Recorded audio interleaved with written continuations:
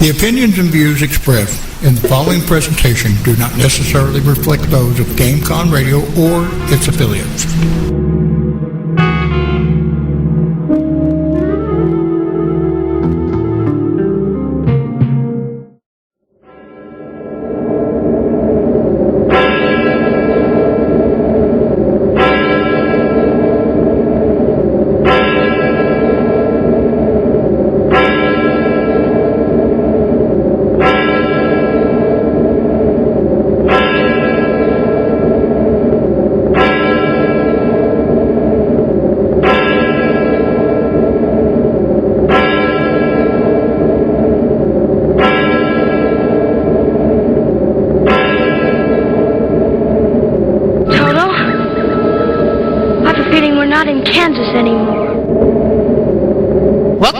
Banshee's Lair, Visionary Talk Radio on GameConRadio.com. We rock your world.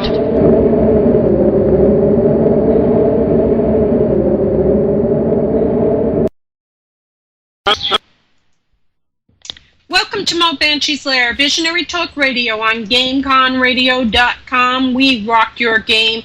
I want to welcome everybody listening.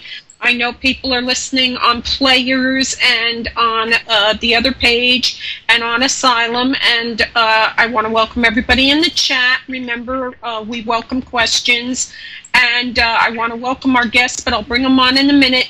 Tonight's show is about the great-great-grandfather of the United States quarantine system for immigrants, and it's called the Lazaretto, which is in a suburb of Philadelphia, and it was placed there to protect the United States, Philadelphia, from contagions like yellow fever and smallpox and the like. So it's a very historical venue, and I understand it's got a few ghosts rattling around it.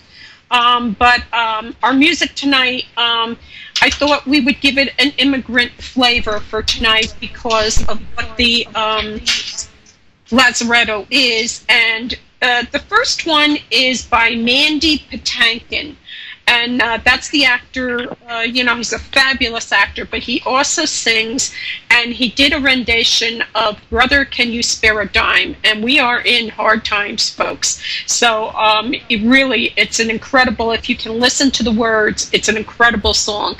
And America by Neil Diamond, and American Wake by Bill Whalen from Riverdance. All immigrants came to this country looking for a better life. They left their families. They came over in coffin ships. They came over, and it was rough. It wasn't like it is today. So we're going to talk about the immigrant experience too coming in. There's a lot going on in the world. Okay, it's very rough right now. Let me start by saying the weather is extremely hot, people. Now today in New Jersey in Lyndhurst, a woman was arrested for leaving a 1-year-old child in a car for over a half hour when a Good Samaritan and a deputy police chief happened to rescue the unresponsive child. He was breathing, but he was in rough shape and he had to be taken to the hospital. She said she forgot that she left the kid in the car. She was in Walmart or TJ Maxx or something. If you are not in your car, your children do not belong in your car. Your animals don't belong in your car, and your elderly parents, grandparents do not belong in the car. And in 15 minutes, a car can become an oven. That's how bad it can be. You can cook a child or an animal in an hour in a car. So I know people look at me and say, Mo, you're a preacher. You're just preaching at us. Stop it. We don't want to hear about this.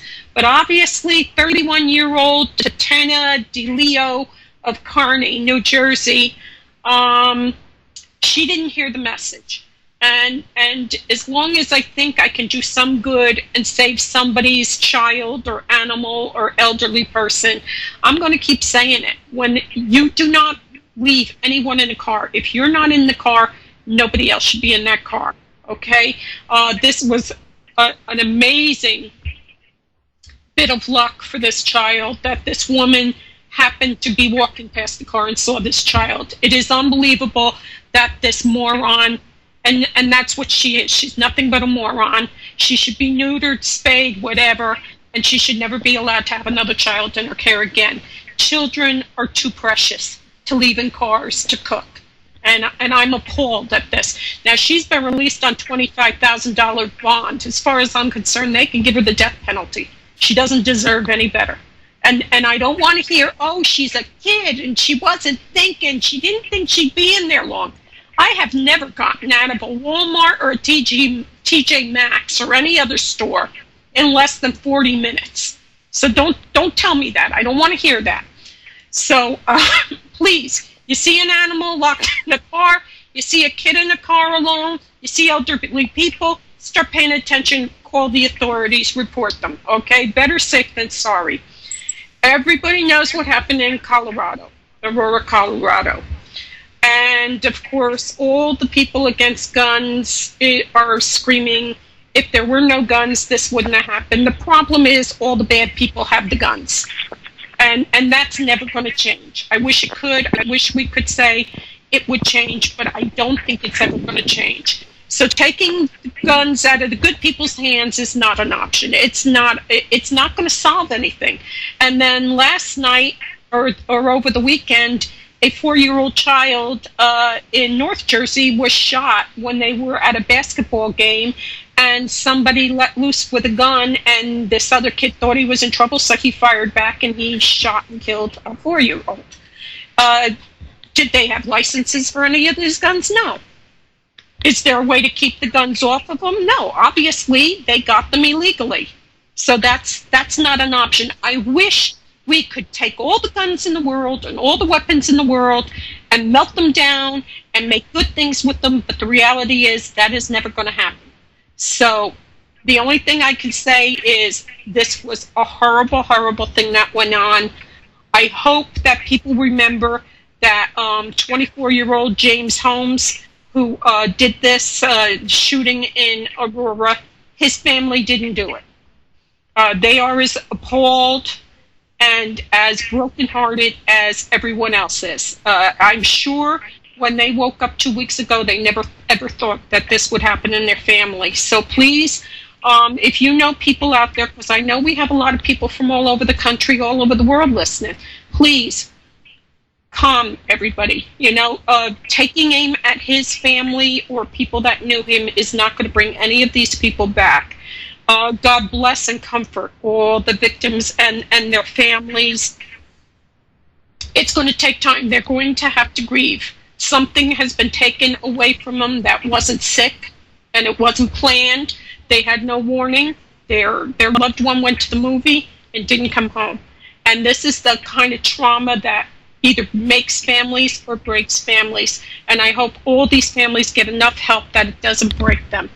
And I hope that the rest of the country understands we can't have retaliation, and we can't, point fingers at his family for this. So everybody just kind of, relax. Christian Bale was there. He went and spent time with some of the victims, and he paid his respects, which is huge. The movie did not cause this. And that's another thing going on. People are saying that the movie should be pulled. The movie is, this guy had a screw loose. And Christian Bale and whoever made the movie, Warner Brothers, they're not responsible for what happened. It's somebody who's not playing with full deck. This guy, he's a few cards loose, and it's just a real shame that any of this happened, but all violence is unbelievable. It's unwarranted and called for. So I hope everybody starts healing, because this is going to be a long healing process. We've been violated. Everybody goes to movies to have a good time, don't they? We have some incredible shows lined up.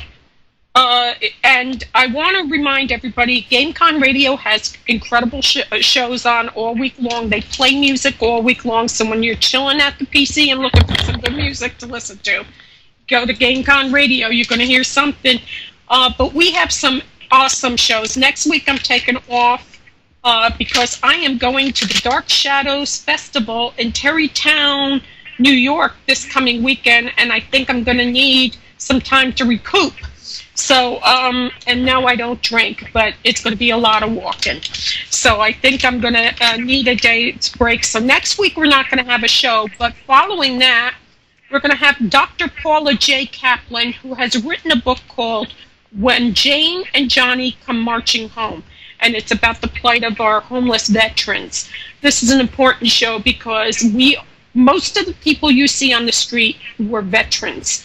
They are unable to hold it together. They're unable to their families can't take anymore. They end up homeless. And this is a tragedy. And some of it is on their shoulders, some of it's on our shoulders, but let's try to see if there's anything we could do to make it better. And then on August 14th, we're going to have James Todd Mooney. He is a captain in Elizabeth, New Jersey, and we are going to be diving into the particulars of a 1960, I think, 5 case of a young girl who was killed outside her home. It is a cold case. It has never been solved. We are going to be playing music reminiscent of that time period that people would have been hearing on their cars, hoping we're going to jar somebody's memory. So pass that along. Anybody who was living in New Jersey, the Union County, Elizabeth area back then, Newark, Elizabeth, any of the surrounding towns, tell them to listen in. Maybe something somebody saw all those years ago might, click, and they go, oh, wait, important case. And then on the 21st, we are going to have the amazing Beverly Washburn, Old Yeller, Star Trek, you name it, she was in it. She was a child star. She was famous for being able to cry on cue. Worked with everybody from Bing Crosby to Kirk Douglas, an incredible actress. I met her this weekend. She is a wonderful lady. She's going to be on. And then on the 4th, I'm taking off. But on September 11th, we are going to have James Bond girl, Plenty O'Toole. Lana Wood is going to be on, and Lana Wood is the sister of Natalie Wood, and Lana has, she's declined to be interviewed by CNN and a lot of different shows, but she is going to come on our show and talk about her sister, Natalie Wood, because the case has been reopened for Natalie Wood's death. So, I've got some great shows coming up, people. And tonight we're starting off with 2 of my favorite people in the whole world because they love history as much as I do, and they want to protect history as much as I do. Barbara and Anthony Selletti, welcome to the Lair. Thank you, Mo. Thanks, Mo. Wonderful to have you guys back again. You are members of Friends of the 1799 Lazaretto. Yes. That's correct. Are you guys playing this and listening on a speaker or something? I'm just on a regular phone. Tony's got his cell phone. Check your speaker. I'm talking to the tech. Okay. All right. No problem. Tell everybody what the Lazaretto is. The Lazaretto is basically a quarantine hospital, and it's actually the second one for Philadelphia. The original one was built near Fort Mifflin, with a confluence of the Delaware and the Schuylkill rivers, and it was built in response to several outbreaks of yellow fever in Philadelphia. The biggest one, the scariest one for them, was 1793, and at that time, the capital of the United States was Philadelphia. So George Washington and Thomas Jefferson, all those people were all in the capital at the time. And they had no idea what caused yellow fever. People were dying all over the place, and so people were running away. They decided that they had to build some kind of hospital for immigrants coming into the port of Philadelphia, so they wouldn't come straight in with any diseases. So they built the Lazaretto, the first Lazaretto. But people were still kind of sneaking up to Delaware and getting into Philadelphia anyway, and they thought that the Lazaretto at near Fort Mifflin was too close to Philadelphia, so they were looking further down the Delaware to find another property that they could build a second one. They first looked at Chester, and of course the people in Chester said, "Oh no, you don't. We don't want to pest houses in our place." Right. So they came back up the Delaware a little bit, and they found Tinicum Island. And at that time, Tinicum Island only had a handful of farms, and this looked like a place where they could put a hospital. It was really a good situation because it has a little backwater section where you can bring ships in away from the main flow of the Delaware and dock them.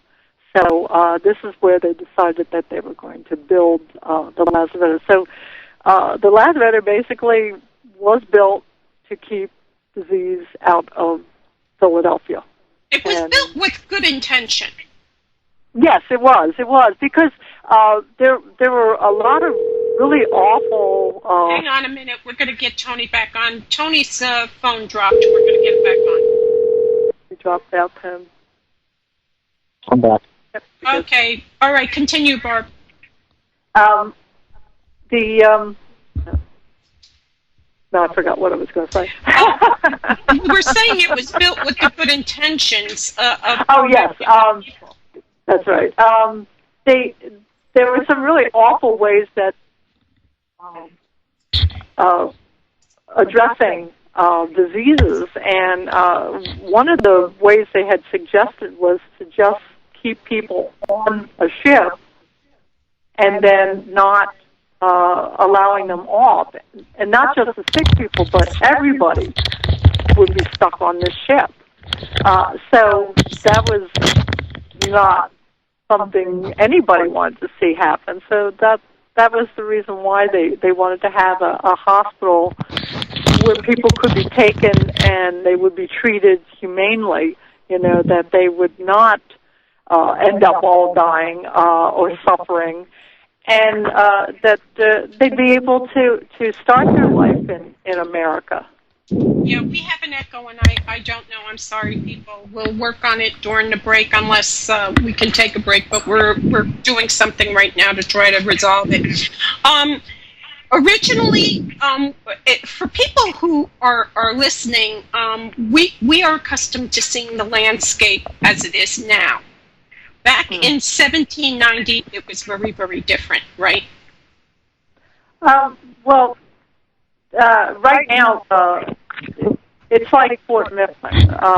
Fort Mifflin originally was Mud Island, where the Lazaretto used to be an island also, but now it's landlocked. Yeah, because the first quarantine was by the mouth of the Schuylkill River, and right. It's like a little Y, okay, and so that, like you said, it was too close to home for the people of Philadelphia, and then if you're moving out towards the ocean, you follow the what do they call it? The banks of the Delaware. Right. And it's, maybe 10 miles down from the Schuylkill? Yeah, basically, just about 10 miles. Mm-hmm. And back there, like you said, it was farms, it was the whole 9 yards. So, we kind of sit there and think to ourselves, well, because especially today, we have a lot of people coming in. I personally think that quarantine should be reinstated again because people would come in, they would get sick on these ships. It wasn't an easy voyage. And they no. come in on these ships, and if one person had pneumonia, everybody was going to come in with pneumonia. If one person had yellow fever, if one person had malaria, if one person had anything, everybody on that ship had a good chance of carrying it with them. And then as they went out into the countryside, they started going exactly what happened in Europe during the plagues. That's exactly what happens. So the people of America decided we needed to do something to stop this. And that meant quarantine places. But this second one they built, this was, like, for that time, like, state-of-the-art. Really, everything about the Lazaretto was like cutting edge, because they have no idea about how disease is spread, and so they were trying to develop new ways of taking care of illnesses. In the case of like yellow fever, they didn't know that it was being carried by mosquitoes, and they wouldn't know that it was carried by mosquitoes until 1900, when Walter Reed discovered the fact that yellow fever was carried by mosquitoes. So it took a long time, even with as forward as medicine became.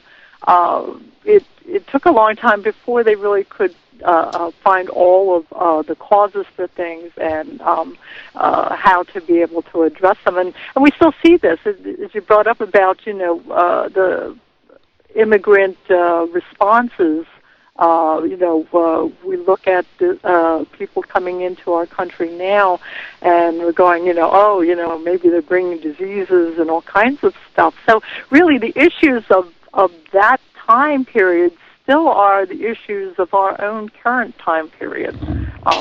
We want to be able to be compassionate towards people, and we want to be able to have the technology to help people.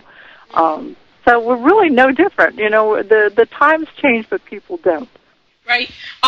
Originally, this was like a U-shaped type-y building. I mean, because it's big. How much was built? Hello? What did you say? How big was this? Because the main building looks like a horseshoe kind of shape, like a squared off horseshoe kind of thing, or a C. Was there a separate hospital there? Oh, the Lazaretto is it's 10 acres. First off, it's 10-acre property, and the main building has a main core and two wings. It's 150 feet. It's 4 stories basically, if you count the cupola. It's got auxiliary buildings on it. The main building was for short term, while the another building, which was also on the property, called the Dutch Hospital, was for long-term patients, people who had like tuberculosis or smallpox, a place where people were going to stay for a long length of time. The main building was always meant for just short term. So you were supposed to be brought in, you were supposed to be cured, and then you were supposed to be released to go on to Philadelphia. Or if you were too ill for them to care for you, then you may end up being buried there. That was going to be my next question. If you didn't leave there, because I've been looking at the aerial maps and everything, where did they dump your body? Where did you get buried? Well, there was a cemetery, if you see that aerial map, you'll see that there's a fire station, and where the what's called the Lazaretto Ballroom, which is attached to the fire station, is actually on top of part of the cemetery. And for a long time, we were looking at where the bodies might be or still be. Bodies were supposed to be moved, and we just recently affirmed that a set amount of bodies had been exhumed and moved to Arlington Cemetery in Upper Darby.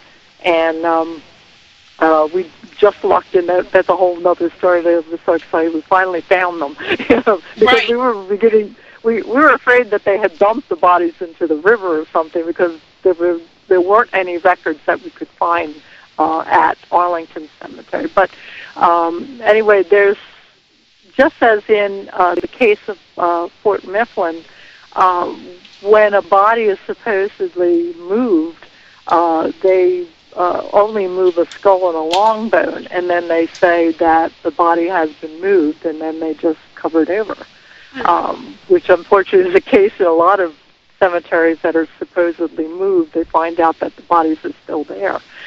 There really hasn't been any in-depth archaeological dig in those areas. So are there bodies still under there? Possibly, in one form or another. So we did find 98 of them, but there were a whole lot more buried there over the years. Yeah, if people really want to start looking around, just look where the turnpike is, look where the parkway is. If you see graves to one side of it, you're driving over somebody. And right. Get used to it, For some reason, we aren't, we feel they're disposable, They're done, we can use that land. How long was it in use as a quarantine hospital? Well, they started the build in 1799, and it was completed by 1801. So it ran from 1801 until 1895, I believe it was, when it switched over to being a gentleman's club. And was during the Civil War, was it used as a hospital back then for that? Oh yeah, it was continuously used as a hospital. The Lazaretto was basically had a season, as they call it, from June 1st until October 1st, because of yellow fever season. They knew that it had something to do with warm weather, so that's when the Lazaretto basically was locked down, and no one was allowed to come and go because they didn't know how things were carried. But yes, it was used continuously since it opened its doors right up until it was turned over to the Philadelphia Athletics. Yes, it was in use during the Civil War. We have newspaper clippings that there were soldiers there during the War of 1812. We know that there were soldiers there during the Civil War. Why there was a military presence, it was not because of the building or the people within the building, but one of the other buildings that happened to be on the property, which was the customs house. And we all know how important money is, right. And when ships were brought in to be examined and to be fumigated, it was they had to take the cargo off and, of course, account for it, because if they lost anything, then they would lose revenue through taxes.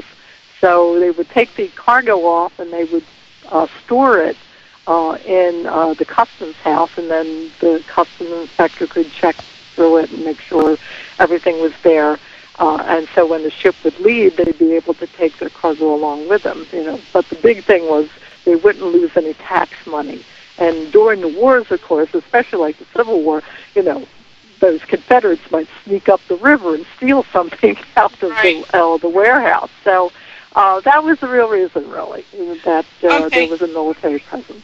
We have to go to break, and when we come back, I'm going to let you tackle what is so important about this, because we're not like England. England really respects their history. And I mean, they're now more than ever, they're trying to repair neglected buildings, but we don't have anything that's real old. So stuff like this is incredibly important to Americans, to see that there was something here before, all this modernization.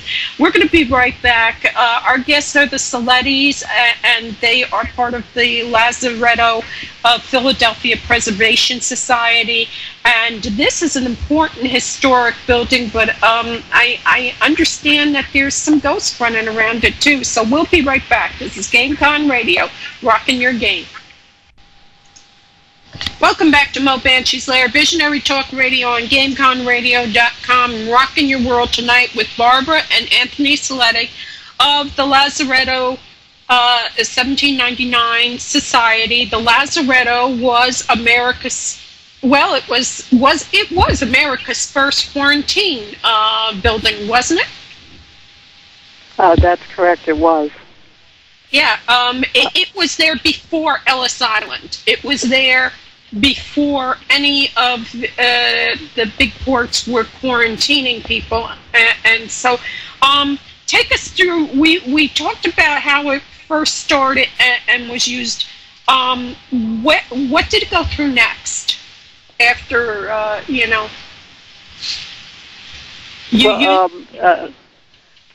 first off, because of, its long history as a quarantine station and all, a lot of people just don't understand the historic significance of it, in that there were thousands of people who came through there. So, as you said, it is indeed the great-great-grandfather of Ellis Island. It was there for a whole lot longer. And so it has an incredible impact on people's lives. A lot of people started from there.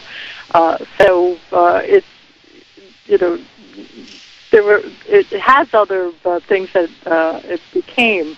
But first and foremost, people have to understand that this is America's starting point for a whole lot of people, but nobody knows about it.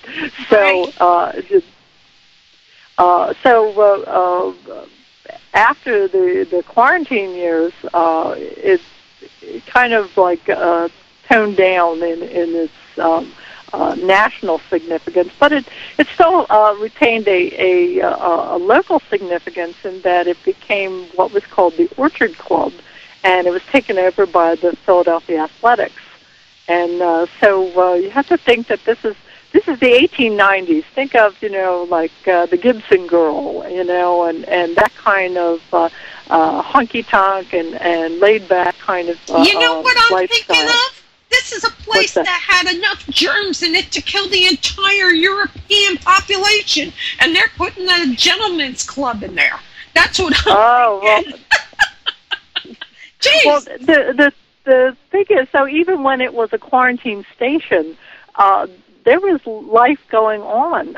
People got married there. The staff had families there. There were babies born there. Of course, people died there too. But so it really had a life, beyond just germs and all. And we follow those lives. That's what we're trying to put together, is outline all of the people who have ever gone through there. But it was just like any other place, life and death all together, all the time. So, yeah. But when it became the Orchard Club, this was the playground for the wealthy. Then, they cleaned the place up. They had a pool hall in there. They had a cafe. They played music. There were concerts there. There were banquets there. People came as far as from Cornell University to have their alumni dinners there. It was quite a place, and people with names that you recognize, like Biddle. These are people that were the elite, the ton of Philadelphia, and of Wilmington, Delaware. So all the people from those areas were coming through there. During the day, you would see ladies in their chic outfits strolling on the grounds while the gentlemen were shooting. They were also boating, rowing. They played baseball, of course. The ladies would play badminton on the lawn. They played croquet, which we do when we do living history. We demonstrate croquet on the lawn. It was a place that, it took full advantage of the beauty of the space. It was definitely a spot for relaxation with the huge porches that were on there and looking out over the Delaware. The evening was a little bit different, though.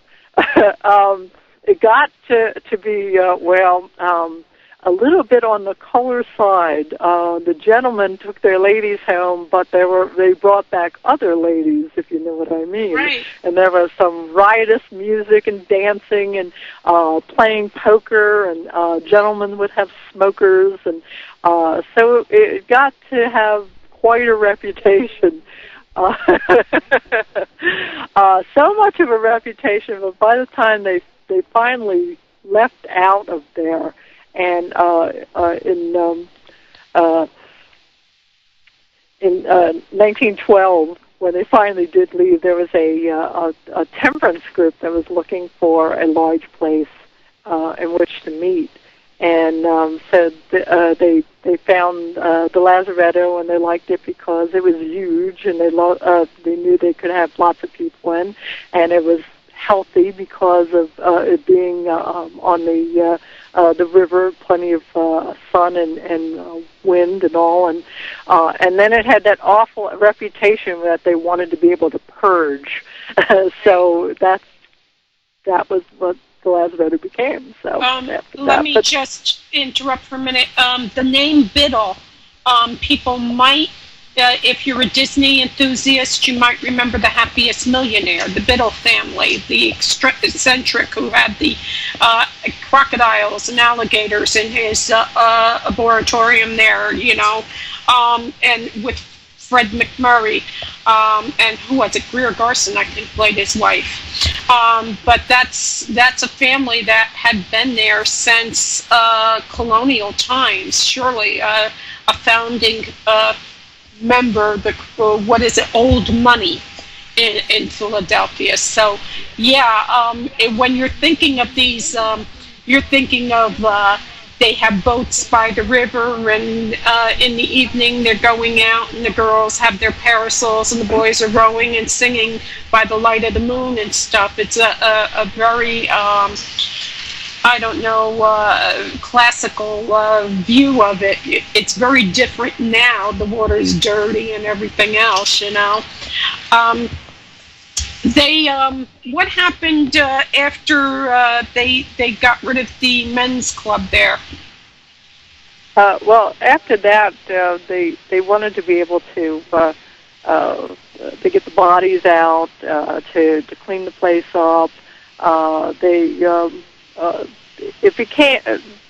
It was empty for a while, but along came a certain banker who had learned to fly in California, one of the first flyers, for what they called a flying boat.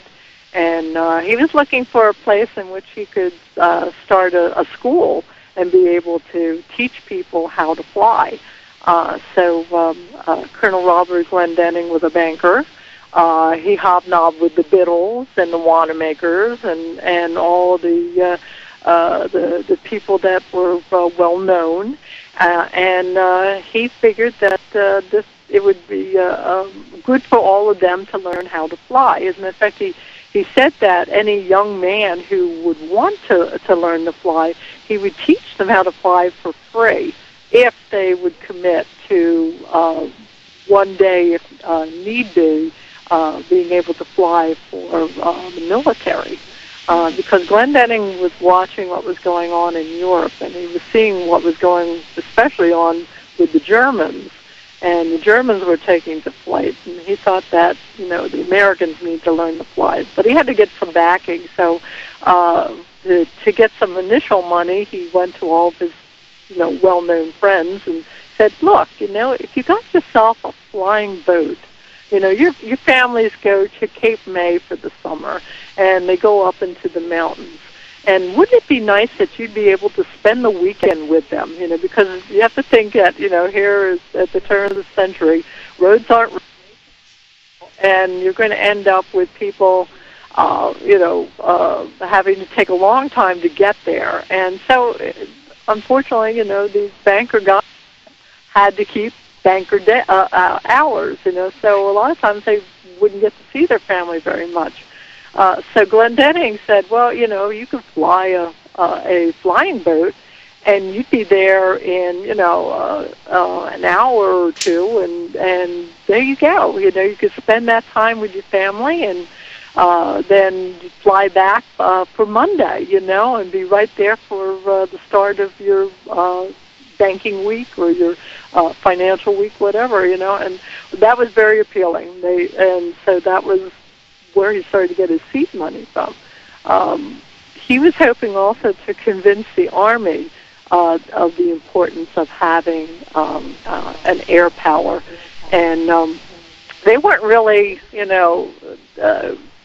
jumping on that immediately. So what he decided to do was he got into his plane and he flew to Philadelphia, and he flew right over City Hall, and he dropped cardboard bombs on top of City Hall to demonstrate about what would happen if somebody had a plane, and was an enemy, and just flew up the Delaware River and just did this to Philadelphia. Well, that scared everybody.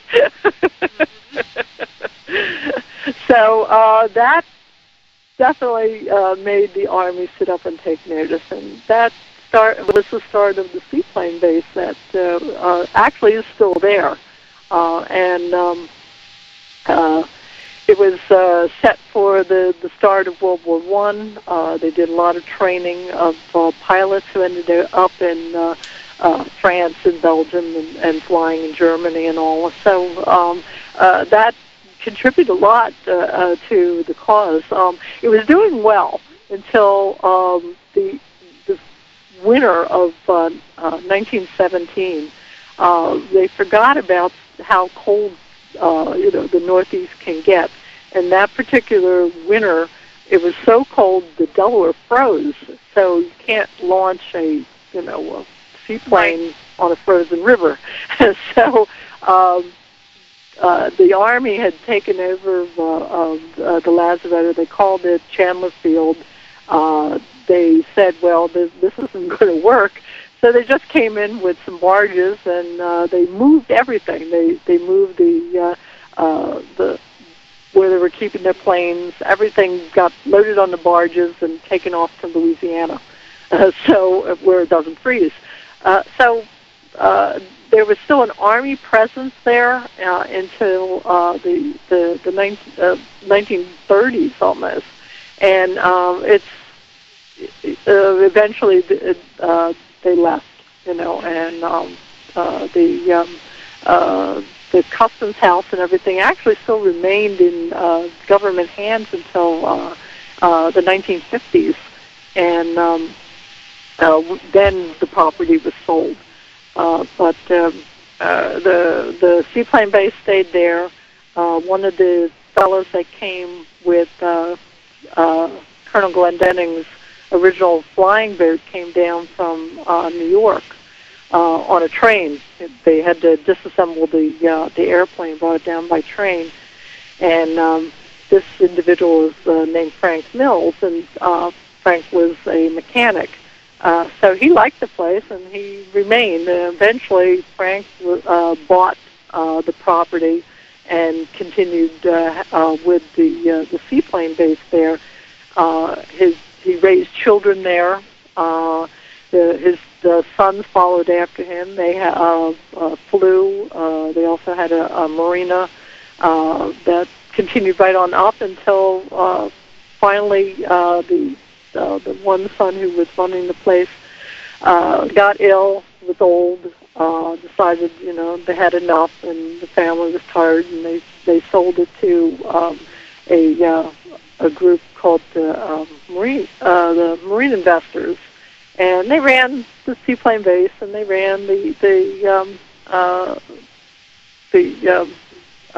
boat repairs and everything.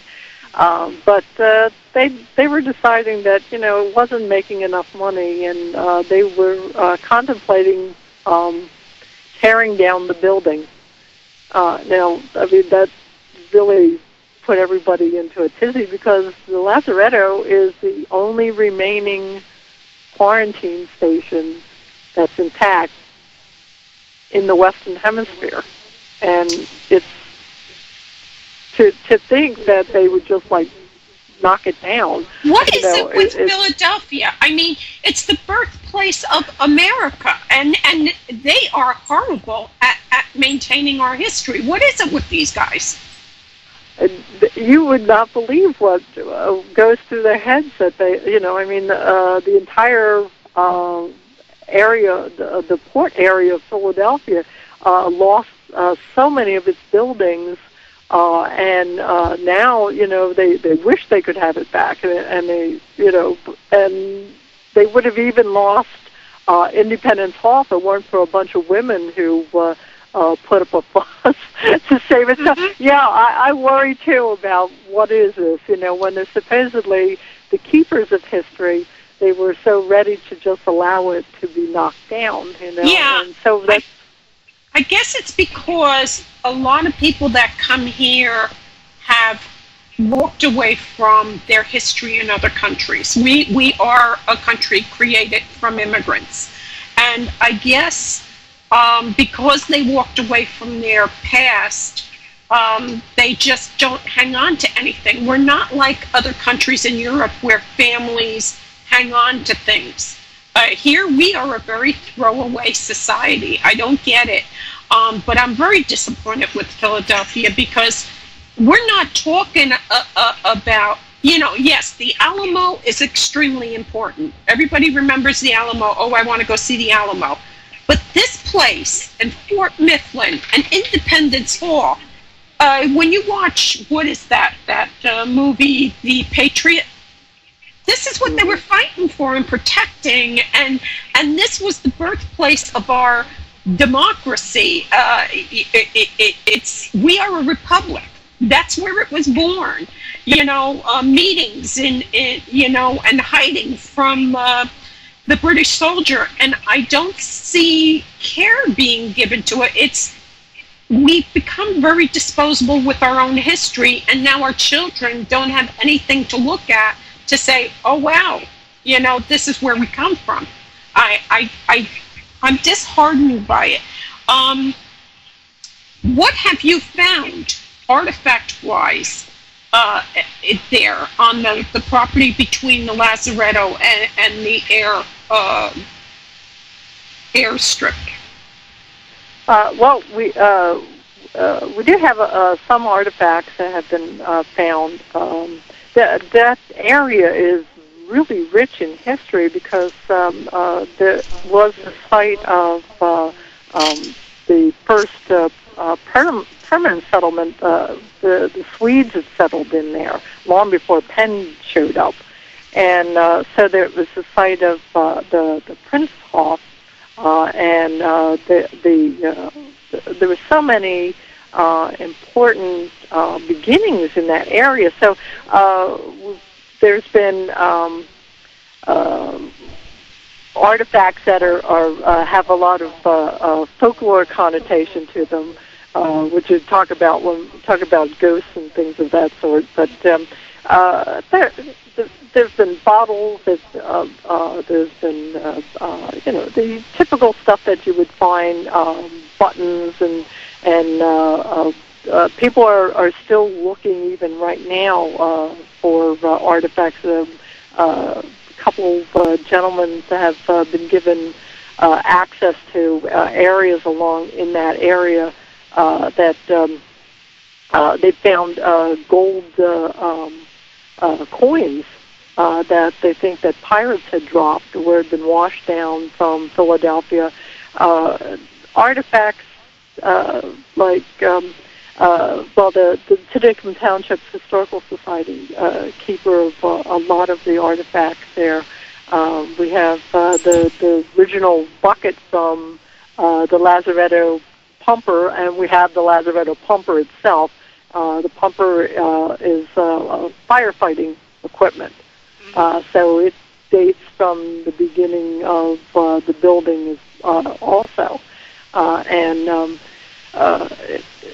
We're finding all kinds of amazing things now because the University of Pennsylvania architectural students and preservation students have been involved in checking over the site. So where it's been small things that have been found, we're looking that they'll be able to unearth even more things. We're learning about the architecture. It's just a continuous learning process for us. There's the infamous witch bottle that was found. Supposedly had something to do with the ritual witchcraft, and all the folklore is amazing that's attached to the site too. Mm-hmm. We're going to go to break, and I think this song is going to be Neil Diamond's America. And that's because we're talking to an area where people were brought in to a quarantine area that ended up being not only America's first quarantine area, but also America's first air base for hydroplanes. It's an incredibly historic place, and its position is not by accident. You see, you have New Jersey on the other side of the Delaware, so it offers some resistance from coming straight in from the ocean. To get to the capital of the country back in the 1700s, you had to go, or like 1800, you had to go up the Delaware River.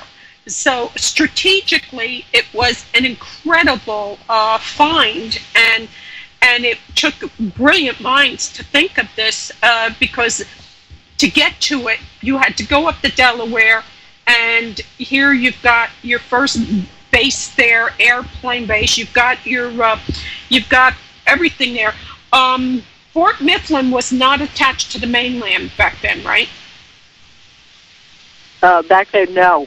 It took a while before the silt and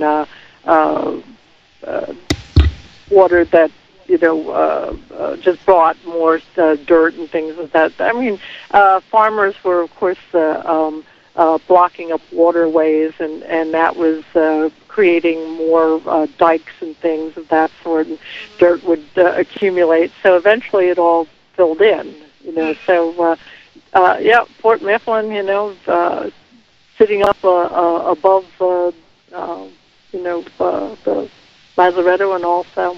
Yeah, it's sitting in the middle of a marsh. If you go anywhere around the Fort Mifflin, it's all marsh, because that was its own little island.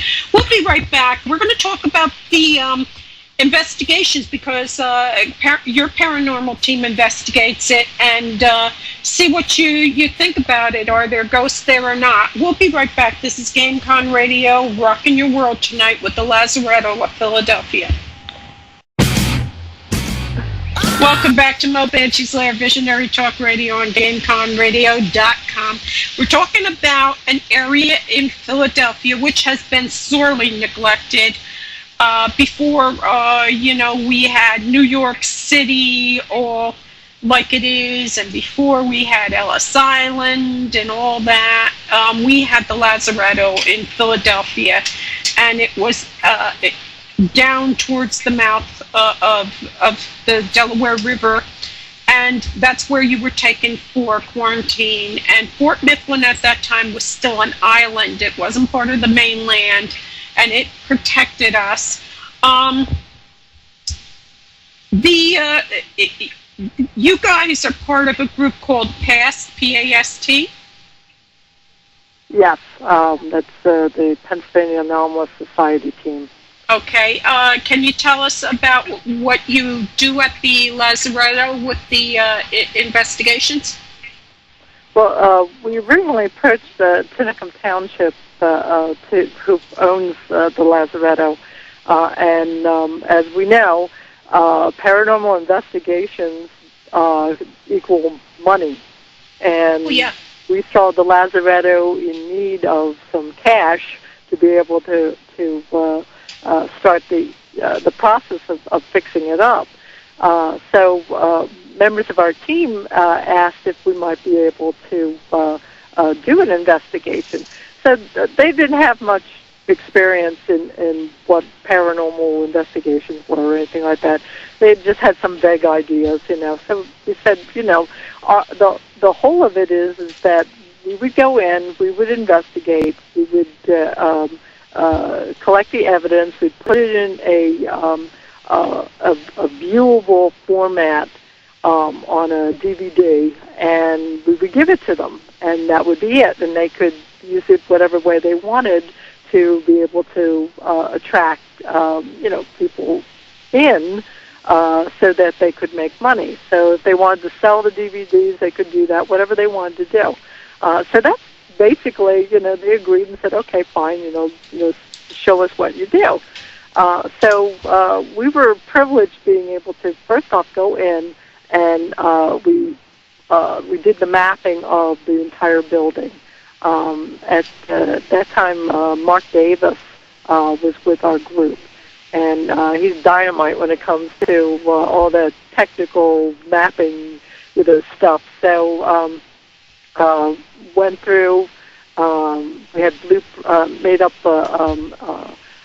basically blueprints of the entire building, numbered everything, and that way we'd be able to make reports of whatever we found. So after we did that first walkthrough, we were really impressed with the building.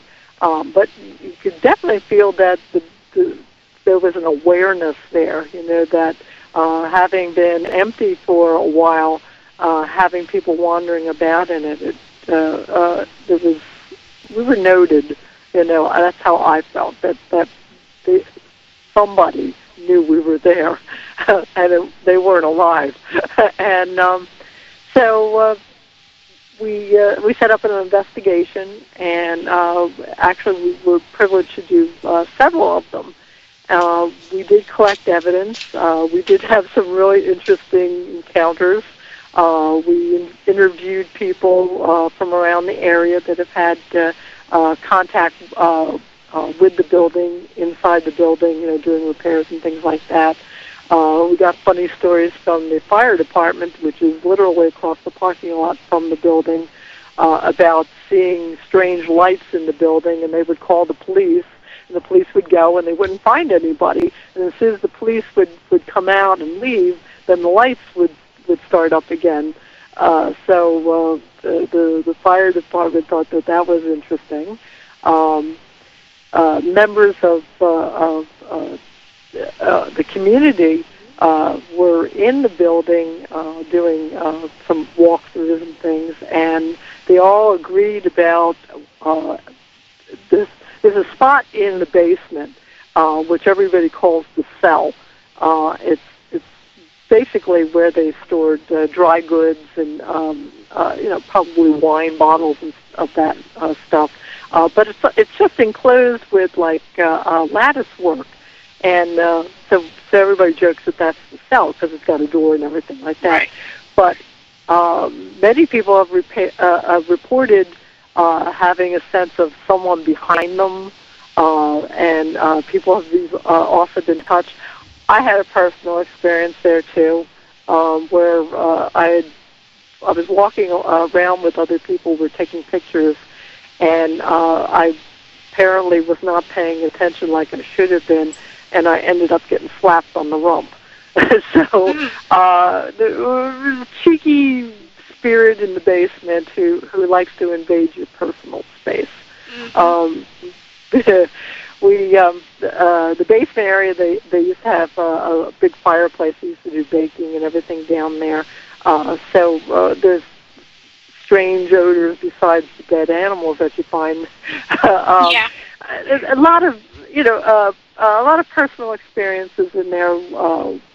We've identified a woman that we call her Granny Annie. Originally, we just called her Granny because we didn't have a name for her, and she was resident in the what we call the women's wing of the building, and in this particular wing, there's one room that is really pink. It was painted really, really pink, like Pepto-Bismol pink. And so, of course, we spent a lot of time joking about this. And our groups had been divided up into groups of three. And we were up on the upper floor of the women's wing, three of us. And we had taken readings and everything. We were getting ready to come down. Everybody else was in the core of the building, the main building. So we were joking about, oh yeah, the stairs are so steep, you could just like push somebody down the stairs, and you say, oh yeah, there goes your grandmother down the stairs, and we're all joking around. Well, the next thing we hear was this slam downstairs, and we all looked at each other. I had the walkie-talkie, and I said, give me a reading where everybody is, and everybody said we're all in the main building, so it's just the three of us. We went running downstairs. Well, in the pink room, we had closed. We had all the doors open. We had opened all those closet doors and everything like that. We had them all open. We came downstairs, and one of the doors had been slammed shut. It was the sound that we had heard, and believe me, we tried every which way to get this door shut, without even with our slamming the door. I mean, you cannot get it to close all the way. I mean, you literally have to push it. And we checked, for any breezes or anything. You have to have a hurricane to close that door. So we kept encountering this older woman. And she had an affinity for the guys. She used to like to tug their ears and play with their hair. So we've had all these different experiences and all. So during one of our Lazaretto weekends, one of the ladies who was formerly lived there came back. She's pretty up there in age. And so she was walking around, she said it's been a long time since she's seen the building and been in it and everything like that. And she was coming out of the building when I was standing talking to one of the visitors about, ghosts in the building. And I said, yeah, there's this elderly woman that we keep encountering, and she seems really playful and likes to, go after the guys. She's up on the upper floor in the wing there, and she says, oh, that's my mother-in-law, Anne. And so, I mean, now we have a name, I mean, and that she recognized that, her mother-in-law was playful and liked to tease guys and everything like that. So we thought that was great confirmation. Why does she think her mother is there? Yeah, her Mrs. Mills used to live in the building. It was her mother-in-law, she said, that lived there. So she lived in the building before she got there, of course. Okay, so they've had caretakers through the years. Yes. Yeah, the building had up until the Marine Partnership was planning on knocking it down. People lived in the building. I mean, there were only brief periods in which the building was empty, not being used at all. I mean, the longest actual period has been recent now since, the township bought the building, and, I mean, that was in 2005. So this has been the longest the building has sat empty. And the city of Philadelphia owns it, or the city of? The It was originally the land was bought by Pennsylvania, and it was managed by the health department of Philadelphia, and then it had been rented out when it was no longer the quarantine station, and then it was sold to the Mills family. So from that point on, it belonged to first Frank Mills, and then to his sons. And then when the sons, were no longer interested or getting old and couldn't keep up with it, they sold their interests off and sold it to this marine development group. And so with the threat of knocking it down, Tinicum Township and a lot of other historic-minded people wanted to raise money to be able to save it. And they said, well, that's fine, we'll sell you the building for $3 million. So that was, they were trying to get that money together, and it finally did, through grants and donations and all, were able to buy the building. But, I mean, the plans had already been made. They had applied to Delaware County to knock the building down, so they were given the okay to do this. So it was like the 11th hour for that building. Mm-hmm. Okay, so what are the plans for it now? Tinicum owns it. They're planning to renovate with the money that they have.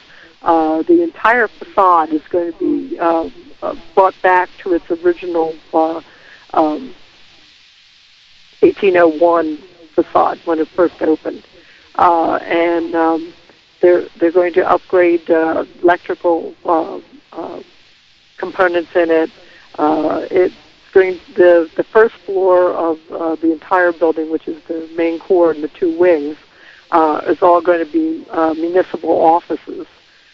So that's they have to restore the outside so that it looks like it used to, but the interior can be changed. It already has been altered over the years, so it's not much different. And so that first floor is all going to be municipal offices and all. But the Friends of the Lazaretto and Tinicum Township and other people who are interested in the building would like to see a museum component in the building. So we're hoping that we will be able to raise money to do that kind of work, to take the second floor over and create a museum, because we want to see the public have access to the building. There's a round barn on the property that we'd like to see restored, and we'd like to have the Lazaretto pumper placed back in it again. I think Tony's probably going to talk about the pumper, which is one of his babies, and of course the seaplane. All right, so Tony, tell us about the pumper. Well, the pumper was built in 1803 by the Department of Health. By 1803, they figured, what happens if there's a fire? So they bought a pumper. It was made by a famous Philadelphia blacksmith. They also bought 12 pairs of leather buckets, 24 buckets. The interesting thing about this is the barn housed the barn housed the pumper, the buckets, and this would make it the oldest existing combination of fire station pumper in the United States of America. Wow. And it's just been sitting there? Well, the barn's sitting outside, and the pumper is sitting inside the modern firehouse where it's being kept mothballed. So that's rather exciting. To have, the oldest in the country in Tinicum Township. And it's really apropos because, as Barbara had said earlier, with the capital of New Sweden, the Prinshof, being established there in 1643, it's the beginning of the permanent European settlement in Pennsylvania. So the site is just a wonderful site. It's just so multi-layered. Barbara spoke a little bit about the airplane base. Well, that was started in 1915, and you had asked about some of the relics that were still there. Well, the relics that are still there are the carriage that takes the seaplane and brings it out to where the water is, because a seaplane needs water to take off on.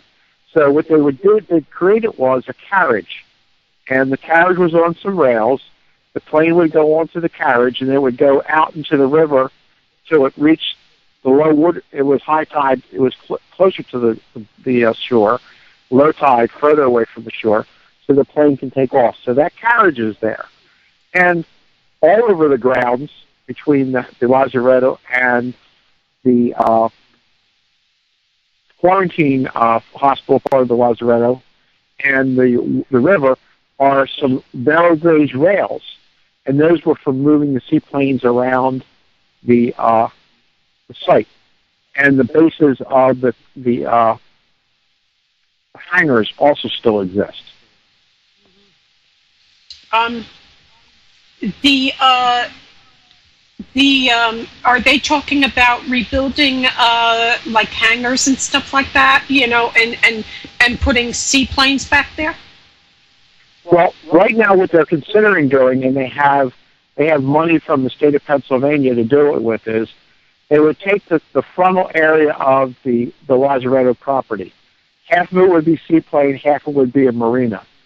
And they would not restore hangars. They don't need to do that. But they would restore the original dock, the original long dock that went out from the center of the property where the larger ships were received. And that would leave a place for 4 seaplanes to be docked at. So it would remain a seaplane base. And it's the oldest in Pennsylvania. That's the interesting thing. Yeah, well, that's probably one of the oldest on the eastern coast, right? Oh yeah, I haven't really done a lot of research into other ones that still exist, but we do know it's the oldest in Pennsylvania. And there's not, unless you get out to like Alaska and up around the New England states, there are not a lot of seaplane bases that are still in existence anymore. So let me ask, are you guys still doing tours there, events there? What's going on to raise money? Is it open to the public? Well, the building itself is closed to the public, but Barbara and the Lazaretto ladies have done a wonderful job of putting together dosage tours of the site itself. And the tour takes from 45 minutes to about an hour, and the ladies go out in garb, depending on which event we're having. It might be anything from the early 1800s to World War I, and they will tell the story of the Lazaretto as they walk around and point out those things that are still on the site, those relics that still exist, and point out the places of those things that are gone. Barbara had talked earlier about the cemetery and where it was, and she also on the tour would point out where the other second hospital, the Dutch hospital, named for the Pennsylvania German immigrants that were coming in, the Dutch, and that was the hospital for longer term care that they used for smallpox and to a lesser extent for tuberculosis. We do have an event coming up the first weekend in October, which is October 6th and 7th, and it's an all-timeline history, and we will be having military and civilian reenactors and living historians. Someone's bringing out a really nice World War II field hospital. We're going to have Dr. Robert Hicks from the Muter Museum coming out on Saturday. We're going to be having a living historian that's from Pennsbury Manor who's going to portray William Penn. We have various vendors coming out that will be selling their wares, and their wares are recreations of like colonial era brooms, a woman that's going to be spinning wool that she gets from her own sheep that are raised organically. The list goes on, and we have a website, 1799lazaretto.org, and if you go to Mo's Facebook page, you can see a link to that. Yeah, I'm on it right now. The third annual History and Mystery Weekend at the 1799 Lazaretto, October 6th and 7th, 2012, right? Yes. And the mystery part is that we take it inside the building, but we will have a speaker talking about spirit photography, how you separate dust motes and camera lens covers and fingers in front of it. Take out the normal from the photography. And lead, that kind of crap. Yeah, and we have what was very popular last year. It's a haunted history candlelight tour, where Barbara and some of the other docents will be telling historical stories from the island's past that are rather interesting and spooky. Barb hinted on one earlier was on the site of the Prince-Hoff was found. In fact, it's the only one that's been found in the United States, a witch bottle.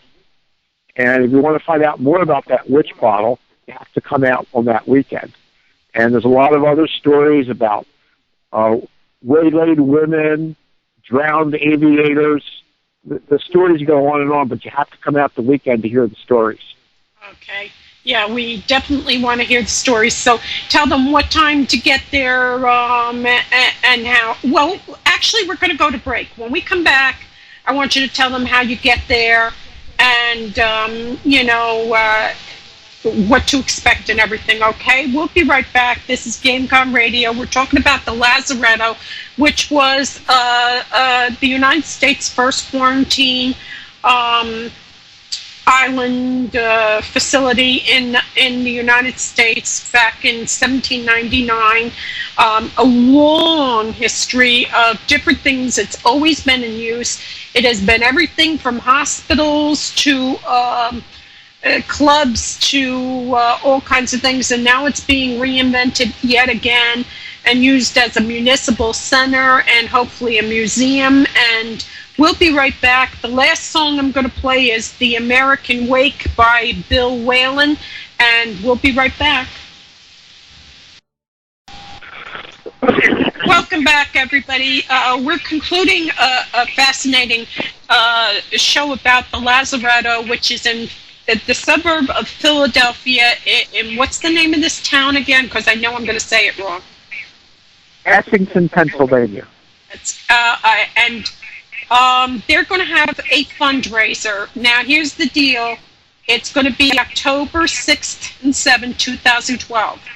And there isn't, you don't have to pay $5 a person to go in. What they're asking is for donations. So, if you really want to have some first-hand history, walk around some haunted, and this is the human story for the United States. This is where we came in. This is where many of us, well, not me, my family never got here until after 1911, but, a lot of people that sit there and say, oh, my family's been here for, 100 and some odd years. This is probably where they came in, if they came in before Ellis Island. And it's really important. Everybody sits there and says, oh, I think they came in Ellis Island. Ellis Island opened in 1892, just when this was closing. So this is really from a genealogy. If you know people into genealogy trying to trace their roots, and they came in the East Coast before Ellis Island, they very well might have come in through this area, the Lazaretto. And this is going to be donations. So it's October 6th and 7th and explain the days. They're going to be a little bit different, and you're going to have people talking, right? Right. Yeah. You mentioned about genealogy. We've got members from the Genealogical Society of Pennsylvania is going to be out birthdays, and so they're going to be helping people out. Who if they think that their families came through there, if they're just starting their family history research. So you'll have access to them. They'll be really helpful in being able to get people started. Mm-hmm. And some of the guests that are going to be talking are Dr. Robert Hicks, PhD, the director of the Mutter Museum, the College of Physicians of Philadelphia. I mean, how wild is that? I mean, that's a crazy place, so that's a wonderful speaker. And then the Genealogical Society of Pennsylvania, Neil Farber and his wife Robin are going to be out there talking. They're going to be portraying William Penn and Hannah Penn. The Penns were one of the first families of Philadelphia. This one is interesting for me. I'm Irish. Robert Fulmera, a brewer of beer, ale, and mead and wine since 1995. He's going to be presenting his art. Is he going to be giving out any samples? Well, because of the insurance things and all that, they're not going to give it out to the public. Right. But that doesn't stop the staff and volunteers from getting any. Oh, okay. So I'll give you $50. You slip me one under the table. You'll have to wait to the end of the day. Oh, okay. Okay. Like I said, I'm going to have my new scooter, so I'll be able to do it too. As long as you don't get arrested for DUI. Yeah, as long as I can get some kind of pain medication and I don't have to walk, I'm cool. Kurt Eberlin Jr. Will be out on both days with the 10th Medical Battalion, a World War II field and surgical aid station, reenacting mock surgeries and wounded GIs, and bringing 2 vehicles, a Dodge WC-51 weapons carrier and a 1942 Ford GPW medical transport. How cool is this? You have a lot of people on board that are really trying to help you out with this. This means a lot to a lot of people, huh? Yeah, we've been working really, really hard to, as Tenny was saying, friend building is really important. I mean, we have this gem of a historic building that nobody knows about. So that's what we look at primarily, is to get the word out, to make people know that the building is there. I mean, there are neighbors who have lived around the building, have no idea about what it is or why it is or any of that sort. So let alone, the rest of the nation. So we're looking at, we got to get that word out. We got to get people to know the building, because once you see the building, you can't help but love it. I mean, it's beautiful. It's a beautiful building.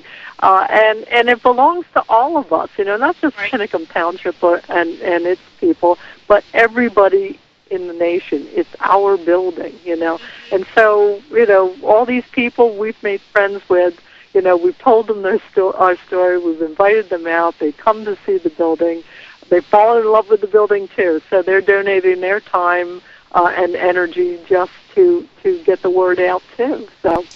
The Union Patriotic League will be out to show women and men's children 18th century clothing. So you're going to have people dressed up in period clothing, right? Right. We've got representing the early opening of the Lazaretto. So we have a colonial era, and we also have the Penns, our living historians who are going to be doing 1600s. So we represent the 1600s, the 1700s. We'll have Dr. Hicks dresses as a Union soldier, a surgeon. and talks about surgery and medical, especially during the Civil War. So we'll have people representing the Civil War era, and then we'll have World War I, and we'll have World War II. So we have a lot of eras that we're going to have represented out there by living historians. So we're having an encampment, so right. it's, people will be able to see things, set up as it would be when people are camping. Yeah, I've seen you in period clothing at Mifflin, and it's amazing. I mean, I look at those dresses and think, wow, she's nuts. That's really hot stuff she's wearing there. But, it's so beautiful. And I think when you see that, it just brings you back. It gives you a better idea and appreciation of what women went through to be dressed, what men went through. It didn't matter if it was 90 degrees. You still had to have all the layers on, and everything else, Poor Michael Payne, award-winning photographer, is going to be there. Kim Day, co-owner of Red Rope Farm, will be demonstrating spinning and using organic wool from sheep she raised on a farm. Ken Biddle is a independent, skeptical, paranormal investigator and a self-taught photographer, and he'll be there. Is he any relation to the Biddles of Philadelphia? Of course. Of course, right? Of course. Sherry Groff has been investigating, I guess, for 9 years with South Jersey Group, and they'll be there too. If I come, I promise I'm not coming as an investigator. I'm just going to come and enjoy the history of the place. Haunted History Candlelight Walk will be followed by Movie Under the Stars, and that'll be both days? No, that's Saturday night. Saturday night. Saturday night. I want you to explain to everybody that they need permission to be on this property. When anyone is not having something going on the property, we tell you to, you can walk around the property, but you cannot go near the building. The building now has become in delicate condition. The porch, similar to a situation that Fort Mifflin had with the supports for their porch. It's the wooden pillars are rotting, so it's becoming dangerous up on the porch area. So we tell people, please don't go near the building. You can go, you can walk around it. The fire department is right across the parking lot. So the people who get married like to have their pictures taken in front of the building. That's fine. Please enjoy the beauty of the building and enjoy the beauty of the water there. But don't go near the building itself because it is in such delicate condition. We wouldn't want it hurt or anybody else hurt with it. And I have to tell you, a couple of weeks ago, so far, 2 children in separate accidents have been in cemeteries where monuments have fallen on them and killed them.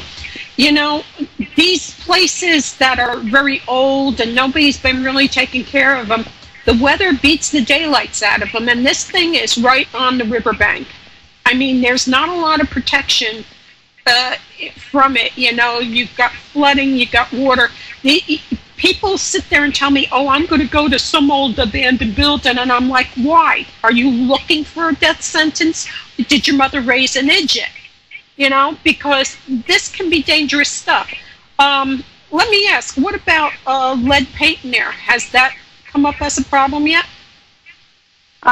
We haven't had any issues with lead paint. So, I mean, it's had people living in it. It's dusty as all get out. No, we haven't had any reports of any lead plate problems. So. That's good. Because that's a huge problem, because you can't do anything. You need special people to come in and remove that. The Burroughs Mansion has lead paint around the whole thing. They have to hire special people to come in and strip it and get it out of there. You can't just go and do it yourself. It has to be done by a licensed company. So they're moving cautiously when it comes to the building.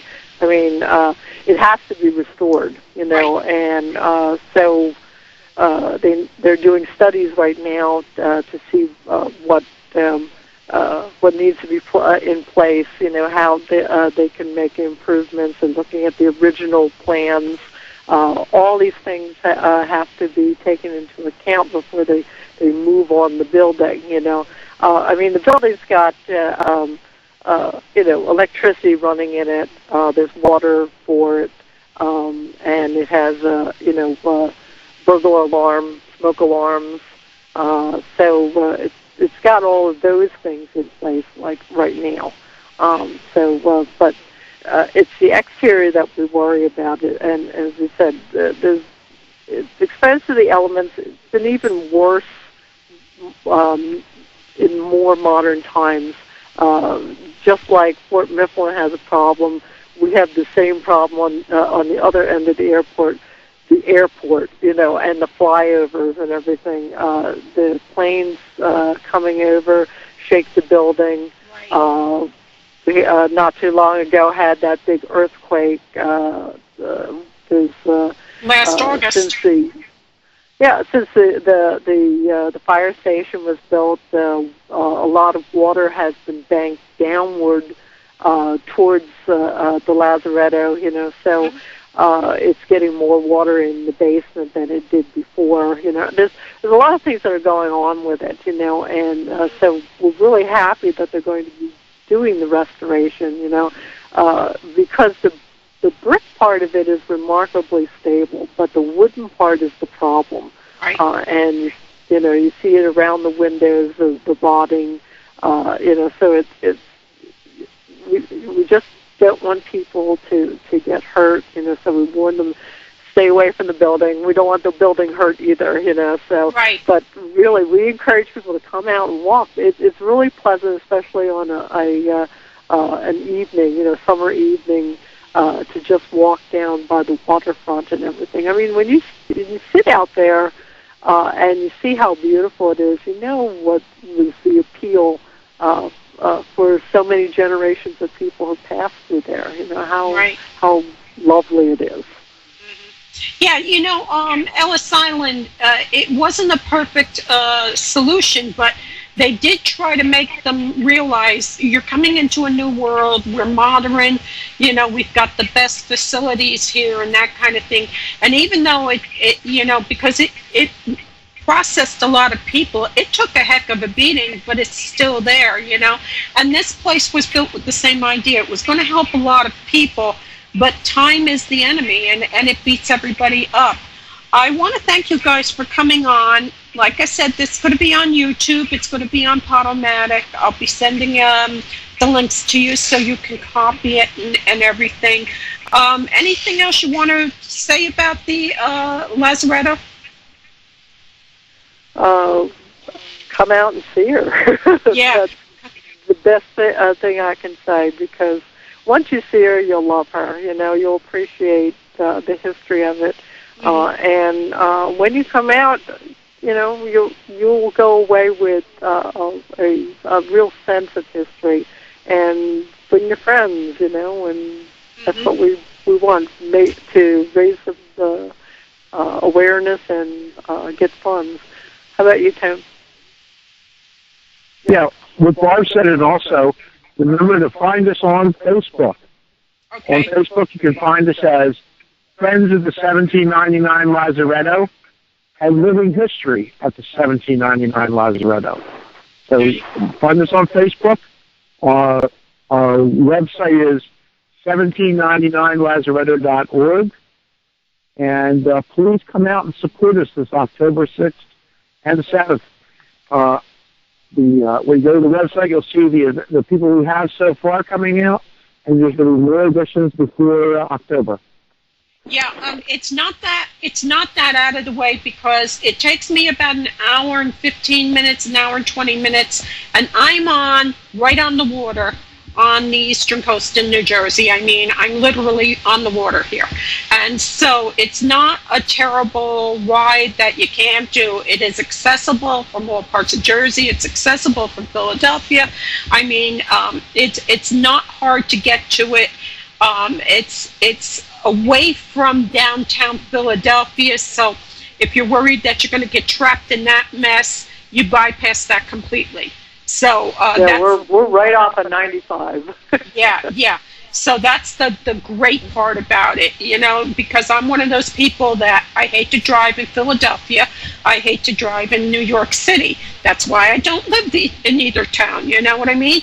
And so, you know, these places are wonderful to go because they're not in the congested sections. So if you want to start checking out history, see people in period dressing and get a taste of what it might have been like 100 years ago, this is your chance to go see it. And it's October 6th and 7th, and it's called the Lazaretto, and it's www.1799 and they have all their information there.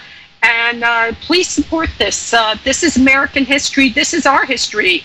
Americans are immigrants. The only people who are indigenous to this were the American natives, the Indians that lived here. The rest of us are all transplanted from other countries.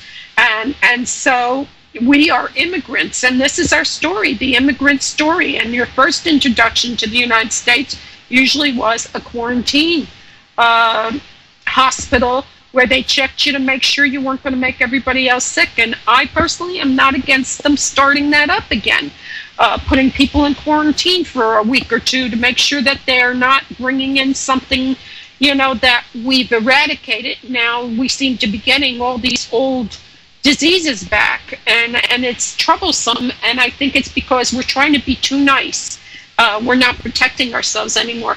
But again, thank you guys for coming on, and best of luck with the Lazaretto. I'll be there to see you, and hopefully at some point the team can get in there and we can meet some of your invisible friends that live there.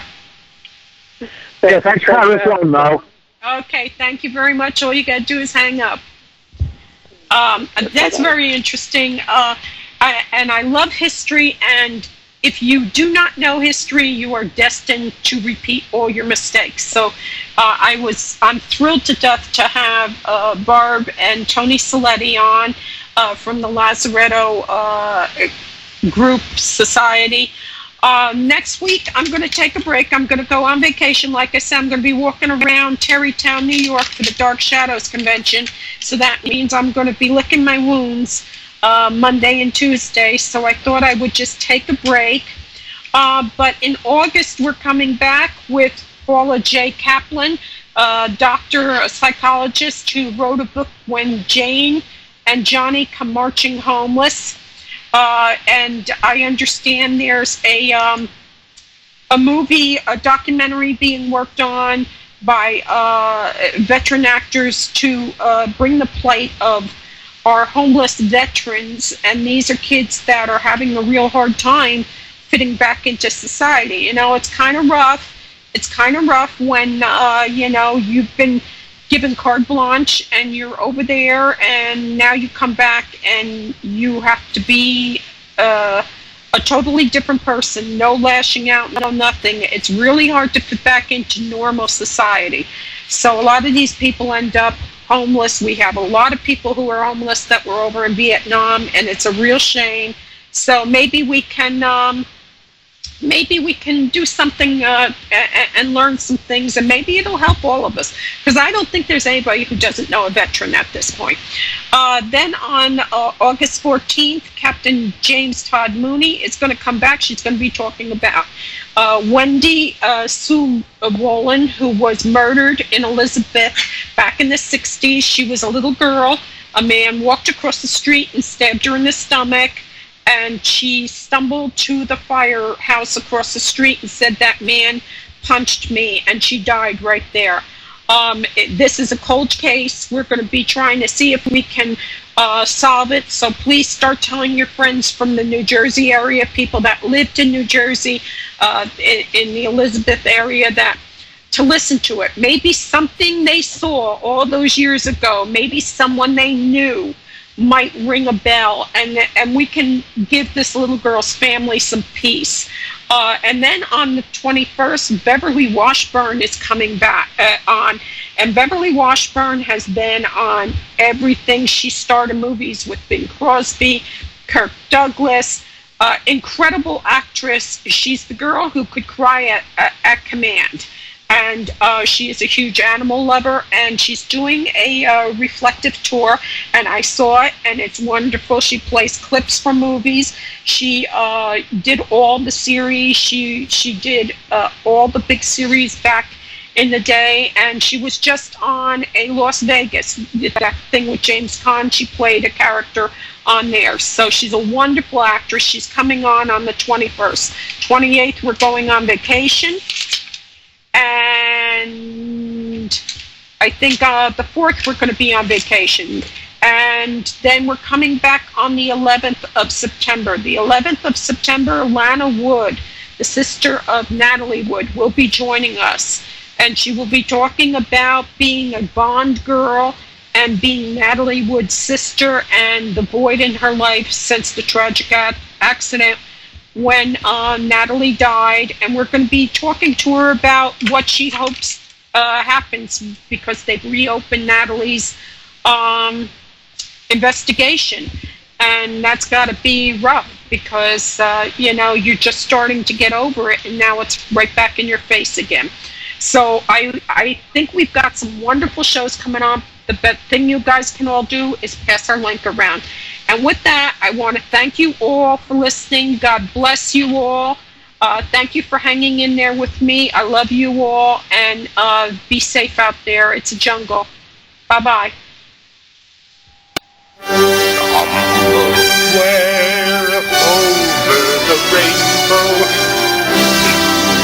birds fly.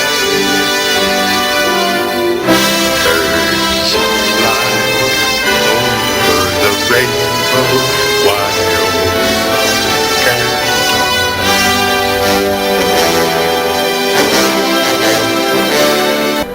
Thank you for visiting me at my lair.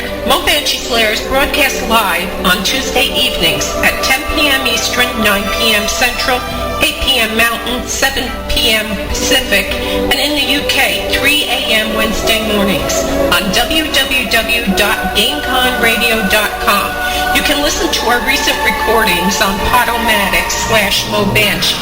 You can contact me at www.asylumsgate.com.